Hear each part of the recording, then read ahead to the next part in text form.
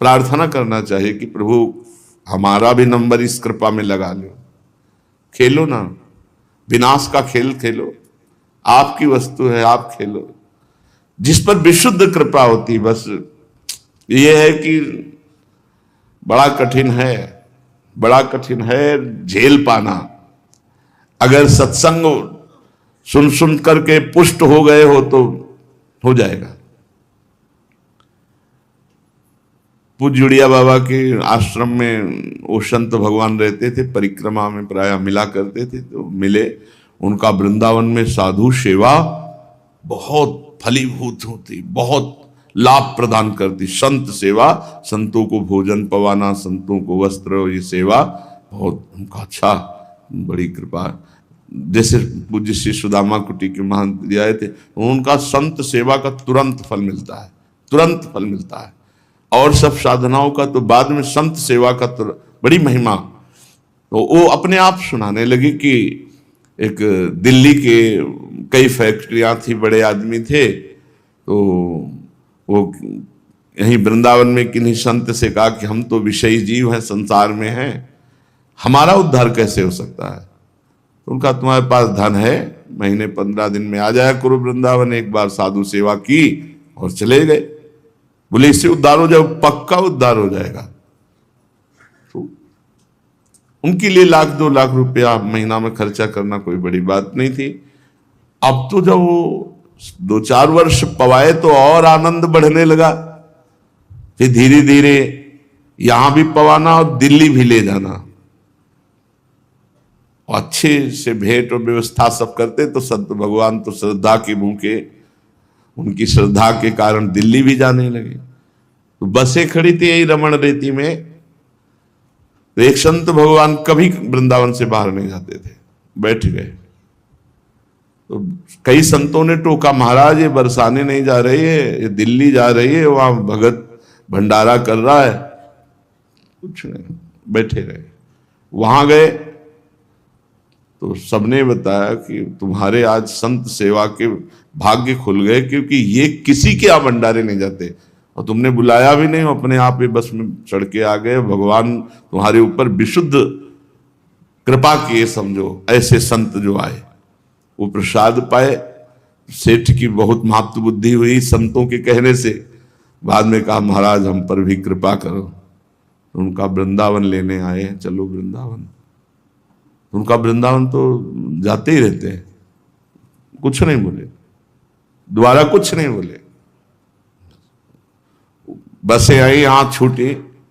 शाम के एक ही लड़का था, गाड़ी से एक्सीडेंट हुआ और वो राधे श्याम। अब तो सर्वनाश, क्योंकि पूरा सब वैभव का वही, और लड़का गया।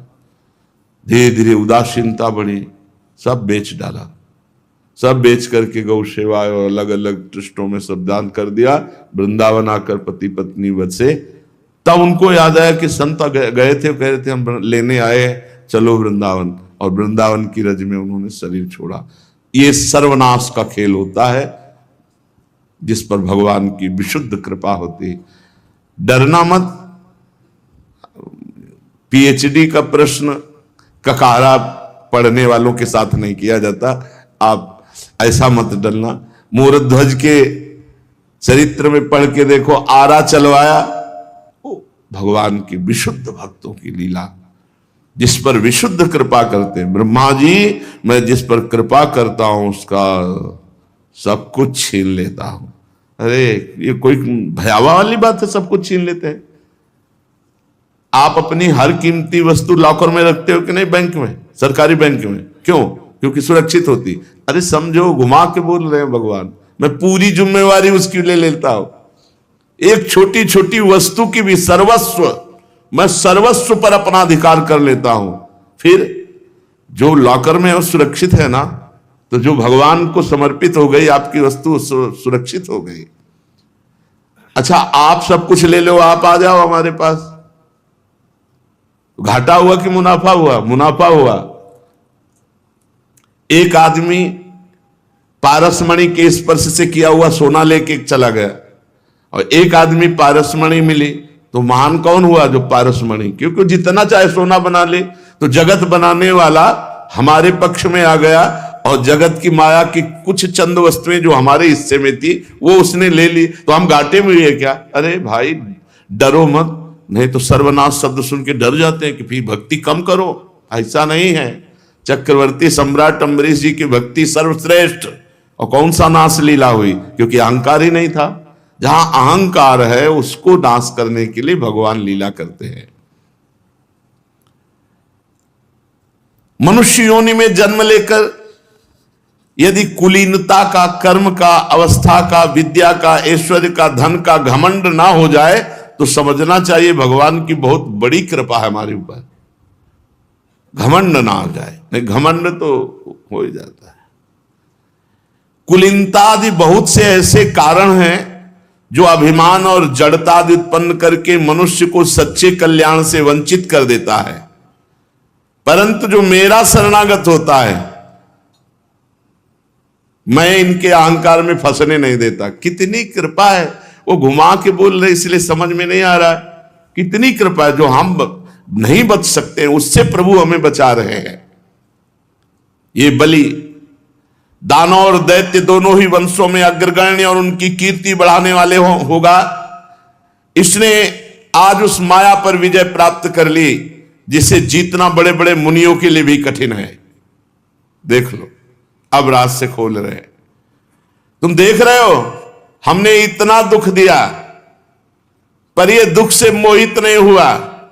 हमने इसका धन छीन लिया, राजपद छीन लिया, गुरु विरोध कर दिए, हमने बांध लिया, भाई बंधु छोड़कर चले गए, ये वरुण पास में पड़ा यातना भोग रहा है। गुरुदेव ने डांटा फटकारा, साप दे दिया, परंतु इस दृढ़ व्रती ने तनिक भी विचलित नहीं हुआ, अपनी प्रतिज्ञा नहीं छोड़ी। मैंने छल भरी बातें की, मैंने छल धर्म का उपदेश किया, परंतु ये अपने भागवत धर्म को नहीं छोड़ा। ये बात आज मैं वो स्थान देता हूं बलि को जिसे देवराज इंद्र क्या बड़े बड़े देवताओं के लिए भी दुर्लभ है। सावर्ण मनवंतर में ये इंद्र पद पर विराजमान होंगे, तब तक विश्वकर्मा के बनाए हुए शुतल लोक में रहेंगे और वहां मैं सदैव इसी वामन रूप में रहूंगा। ये किसी देवता को थोड़ी मिला है। और मैं हर समय इन पर कृपा दृष्टि का इनको अनुभव कराऊंगा। इसलिए आज के बाद कभी शारीरिक या मानसिक रोग या थकावट, तंद्रा या बाहरी या भीतरी शत्रुओं से कभी बलि पराजित नहीं हो सकते। ये भगवान कह रहे, ये दिया है। कोई भी विघ्न बलि के सामने टिक नहीं सकता। और बलि को संबोधित करते हुए कहा, महाराज इंद्रसेन तुम्हारा कल्याण हो, जाओ निर्भय होकर सुतल लोक में जाओ, देवता भी तुम्हारी कीर्ति का गान करेंगे, बड़े बड़े लोकपाल भी तुम्हारी पूजा करेंगे। जो दैत्य आज के बाद तुम्हारा उल्लंघन, आज्ञा का उल्लंघन करेगा, मेरा सुदर्शन चक्र उसके टुकड़े टुकड़े कर देगा। रावण गया था दिग्विजय करने, मारा एक लात भगवान वामन ने, तो दाहिने अंगूठे के प्रभाव मात्र से न जाने कितने योजन दूर गिरा जाके। वहां प्रवेश नहीं, भगवान वामन विराजमान है। देखो क्या भगवान कह रहे, मैं तुम्हारे अनुचरों की, तुम्हारी भोग सामग्री की, सबकी रक्षा का ठेका आज से मैं लेता। यार ऐसा सौभाग्य खेलो न खेलो, करो जो मनाए। एक बार आओ सामने ऐसे बोलो, इसी के लिए तो आराधना उपासना की जाती। क्या बलि जी को मिला है? जो बलि जी को मिला वो किसी को नहीं मिला। भगवान कह रहे हैं देखो, नाशवान वस्तु का भी ठेका ले रहे हैं। तुम्हारी भोग सामग्री को भी कोई विघ्न नहीं पहुंचा सकता, तुम्हारी को तो बात जाने दो। बड़े बड़े लोकपाल आज के बाद तुम्हारी पूजा करेंगे। दूसरों की बात क्या, जो दैत्य तुम्हारी आज्ञा का उल्लंघन करने की सोचेगा, मेरा सुदर्शन चक्र टुकड़े टुकड़े कर देगा। मैं तुम्हारे अनुचरों की, तुम्हारी भोग सामग्री की सब प्रकार से रक्षा करूंगा।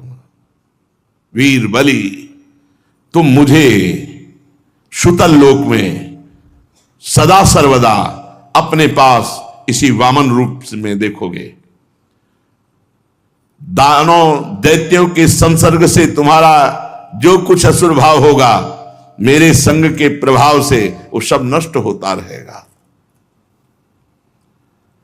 सनातन पर ब्रह्म परमात्मा भगवान इस प्रकार साधुओं के आदरणीय महानुभाव दैत्यराज बलि से जब कहा तो आंसुओं की धार बह रही बलि के। यार निहाल हो गए इतने में, इससे बढ़कर क्या हो सकता है। यहां एक झलक पाने के लिए पूरा जीवन ऋषि मुनि तप करते रहते हैं। भगवान कह रहे मैं हर समय सानिध्य में रहूं, तुम्हारी भोग सामग्री की भी रक्षा करूंगा, कोई विघ्न नहीं डाल सकता। क्या एकदम निहाल कर दिया, निहाल कर दिया।